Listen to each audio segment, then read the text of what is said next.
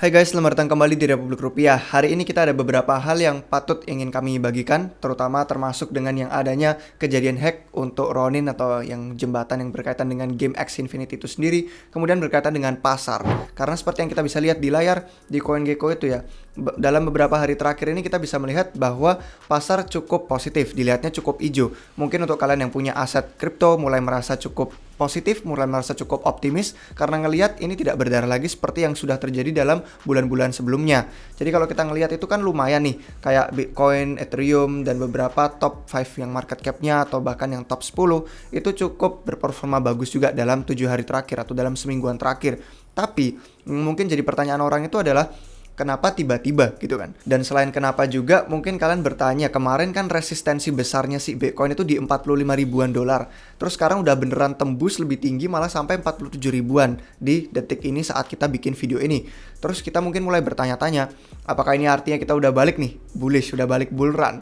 Terus apakah artinya kita sudah keluar nih dari semua masalah yang ada di pasar, semua masalah global dan makro? Terus apakah ini memang saat yang terbaik kalau memang kita mau entry untuk kita bisa balik nanti ke all time high? Kayak Bitcoin dan Ethereum kan kalau nggak salah seingat saya sekitar 30%-an nih sampai untuk kembali ke all time high lagi. Lumayan kalau dapat 30%, terus kalau ternyata sampai tembus lagi mencetak all time high baru, itu bisa bagus juga untuk portofolio kita. Nah, itu ada beberapa akan kita bahas juga. Tapi untuk singkatnya aja kita ngomongin dulu bentar nih tentang soal si Ronin itu ya. Jadi kalau misalkan kalian sudah melihat 11 jam yang lalu Ronin itu memberikan newsletter ini update kepada para orang-orang di komunitasnya bahwa ada peringatan validator Ronin itu kena serangan gitu kan. Jadi yang bisa kalian lihat poin-poin utamanya di sini adalah jembatan Ronin yang mana ini adalah sidechain dari Ethereum itu sendiri. Awalnya Axie Infinity dibangun di atas Ethereum itu sendiri, kemudian mereka menggunakan sidechain yang bernama Ronin ini karena mereka ingin memiliki skalabilitas lebih untuk bisa yang namanya menggunakan game itu kan banyak banget transaksinya dan fitur-fiturnya tuh bener-bener perlu yang skalabilitas tingkat tinggi. Akhirnya mereka menggunakan sidechain Ronin ini yang kemudian ternyata kena eksploitasi sampai 173.600 Ethereum, banyak banget. Dan ada USDC juga sekitar 25,5 juta. Jadi kalau di total ini kalau nggak salah kemarin waktu dikonversikan itu sampai sekitar 600 juta dolar. Jadi itu bener-bener jumlah yang besar. Kalau kalian ingat eksploitasi peretasan yang waktu wormhole kemarin itu kalau nggak salah 250 jutaan atau 300 jutaan lah paling maksimal. Jadi ini hampir 2 kali lipatnya dari jumlah itu. Dan ini merupakan kasus yang memang sangat disayangkan karena kami juga tahu rasanya bagaimana kalau aset kita terkait dengan itu kemudian merasakan kekhawatiran. Yang mana terus kemudian mereka di sini memberikan beberapa klarifikasi sih bahwa asetnya pun aman karena yang namanya 600 juta dolar itu banyak banget. Jadi nggak mungkin yang namanya hacker tuh bisa lari dengan begitu mudahnya tanpa dilacak. Apalagi dengan banyaknya fitur-fitur yang kita punya sekarang dan dengan banyaknya orang-orang yang bisa dibilang kayak detektif blockchain yang bisa nemuin arah gerakannya kemana. Terus setelah kemarin dilihat pun ada yang sampai masuk ke exchange kayak FTX, Binance, dan kawan-kawan. Jadi dibilang sini sampai jembatan Ronin dan DEX Katana itu sendiri sampai diberhentikan. Dan mereka sedang bekerja nih dengan beberapa orang resmi yang penegak hukum dan juga para cryptographer yang forensik. Terus sama investor-investor lain untuk memastikan kalau dananya bisa sebagian besar setidaknya bisa dipulihkan atau dikembalikan gitu kan. Bisa di-reimburse lah istilahnya. Jadi semua Axis, semua RON, dan SLP itu mereka katakan klaimnya aman saat ini. Jadi itu sih kurang lebih yang bisa kita bagikan untuk soal Ronin. Ada orang sih beberapa yang cukup berusaha mencari alasannya kenapa di Twitter. Nah kalau kita ngeliat di bagian yang Twitter ini, ada beberapa orang yang sebenarnya ini adalah developer optimism yang mana adalah L2 Ethereum. Jadi dia pun memiliki beberapa latar belakang yang signifikan dan benar-benar cocok dengan yang dia bicarakan ini terkait hack. Nah sebenarnya ya kayak risiko paling utamanya yang dia bagikan di sini pun itu sebenarnya merupakan peretasan yang berkaitan bukan dengan jembatannya sebagai aset penyedia perantara maksud saya. Jadi ini lebih seperti ke validatornya itu sendiri. Nah, validator yang mengamankan jembatan tersebut itu jumlahnya ada 9. Kemarin sih waktu kami bagikan di Discord 10, tapi ternyata ada 9 seperti peringatan yang mereka bagikan di newsletter tadi. Nah, dari jumlah yang 9 itu, 4-nya itu dipegang Sky Maven sendiri. Yang mana adalah ya si tim Axie pengembang utamanya itu, yang mana setengahnya dipegang sama satu entitas terpusat gitu kan. Dan 9 pun ini sebenarnya merupakan proyek yang closed source, bukan sumber terbuka. Jadi butuh izin dari orang-orang tersebut dan tidak bisa semua orang kemudian berpartisipasi dalam keamanannya. Jadi ya kalau udah closed source ya udah, yang tahu kode-kodenya itu doang. Kalau ada celah ada apa, ya tidak ada orang lain yang bisa berpartisipasi karena tidak terbuka dan perlu izin. Jadi kalau kita ngomongin ya, ini kemarin saya sempat bagikan sih di Discord untuk yang member mungkin sudah pernah baca ini dan mungkin sudah ingat juga waktu saya share soal Ronin dan soal jembatannya dan soal risikonya. Kemarin ada yang nanya, kebetulan ada yang nanya gimana pendapatnya tentang Ronin dan apakah ini merupakan investasi yang bagus dan semacam itu. Nah, ini di bagian sini nih, di bagian yang ini kami bagikan khusus tentang risiko-risikonya yang mereka miliki. Jadi saya bilang di sini, pertimbangkan aja beberapa risikonya. Yang pertama itu sangat terpusat. Ini yang benar-benar yang kami fokuskan pertama kali. Hanya ada 10 validator yang ternyata 9 tadi, 4 dijalankan SkyMyVis sendiri. Gitu kan. Jadi di situ letak salah satu risiko utamanya. Kemudian yang kedua yang ada kompetisi dan ketiga ada terlalu bergantung pada Axie Infinity. Tapi kurang lebihnya gitu sih kejadiannya. Harapan kami semoga benar-benar bisa diselesaikan yang mana bisa menguntungkan para investor, bisa menguntungkan para gamer. Jadi orang-orang itu nggak merasa dirugikan gitu kan. Karena kami merasa sayang sekali kalau duit sebanyak itu kemudian bisa ya kena retas, kena hack, itu merupakan peristiwa yang malang. Jadi kalau ada mungkin dari kalian yang nonton ini yang merasakan kekhawatiran dan kepanikan, kami harap semoga penyelesaiannya bisa cukup positif dan cukup bagus untuk kalian biar nggak terlalu khawatir dan kalian tetap merasa yakin dengan yang namanya proyek-proyek gaming crypto yang Axie Infinity sendiri ataupun yang akan datang juga. Karena kita memang masih dalam saat yang masih muda bisa dibilang di industri kripto, banyak sekali infrastruktur yang masih butuh pembangunan dan memang masih banyak sekali risiko, celah-celah yang memang patut untuk kita fokuskan keamanannya.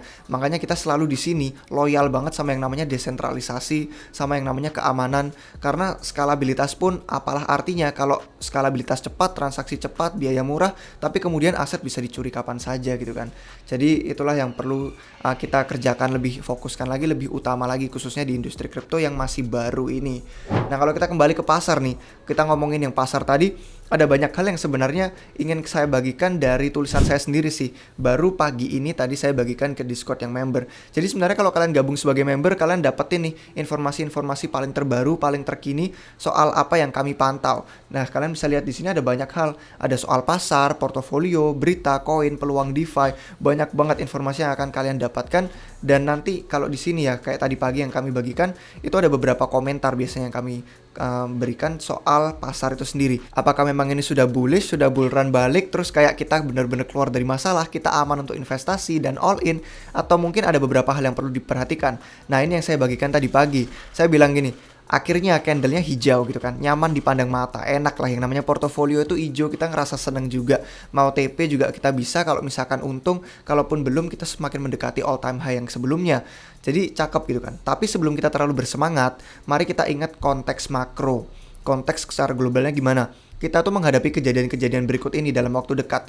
Yang pertama seperti kalian semua udah tahu, perang yang sedang berlangsung dengan semua faktor eksternal yang akhirnya jadi negatif. Cukup horor dampaknya, apalagi dengan yang namanya ada sanksi-sanksi ke negara Rusia. Sudah sering kami bagikan di video-video sebelumnya juga. Kalau kalian udah pernah nonton pasti ingat. Minyak makin mahal, diperdagangkan di atas $100 dan ini membuat biaya terbesar kehidupan modern kita. Semua butuh energi ini kan. Itu jadi jauh lebih mahal.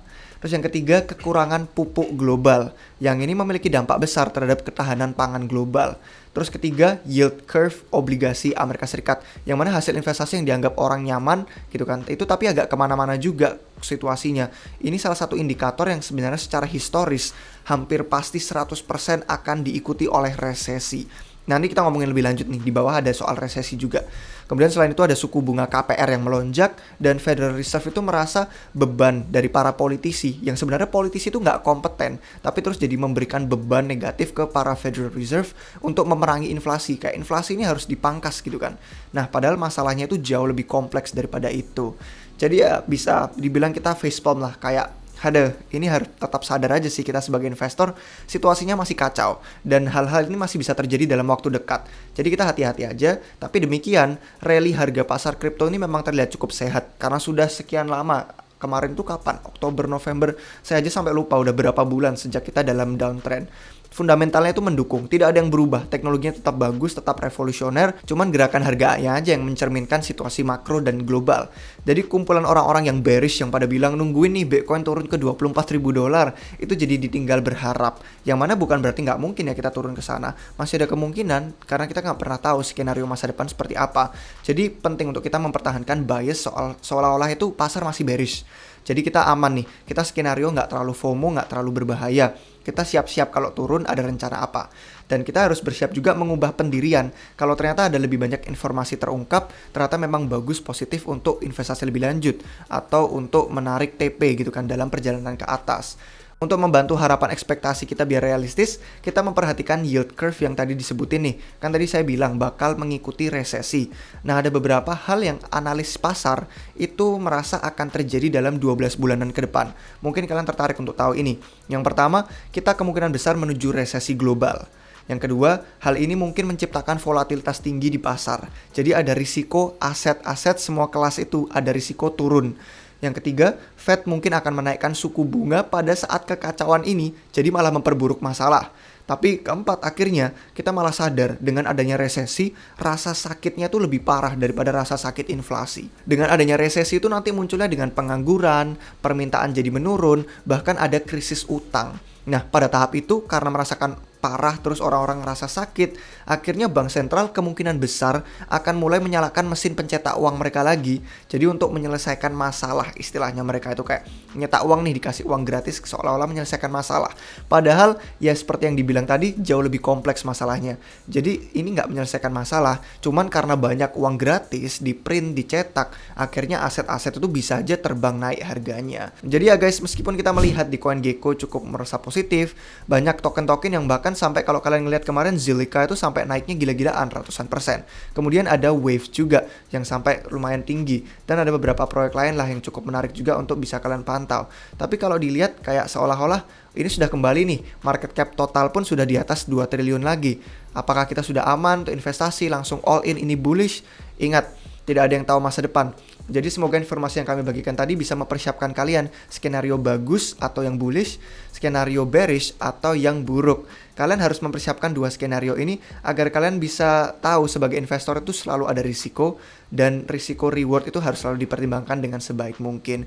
Semoga informasi yang kami bagikan ini bermanfaat guys. Gimana menurut kalian? Apakah menurut kalian pasar ini sudah cukup bagus, sudah cukup kuat fundamentalnya dan sehat gerakannya untuk kita bisa lanjut terbang ke all time high baru? Atau menurut kalian masih butuh beberapa minggu atau bulan lagi? Beritahu pendapat kalian tentang ini di kolom komentar di bawah. Terima kasih guys untuk kalian yang sudah nonton sampai akhir. Jangan lupa like kalau kalian suka videonya. Jangan lupa subscribe biar nggak ketinggalan video terbaru apapun dari channel YouTube kami di Republik Rupiah. Sampai jumpa kalian semua lagi di video yang berikutnya guys. Cheers!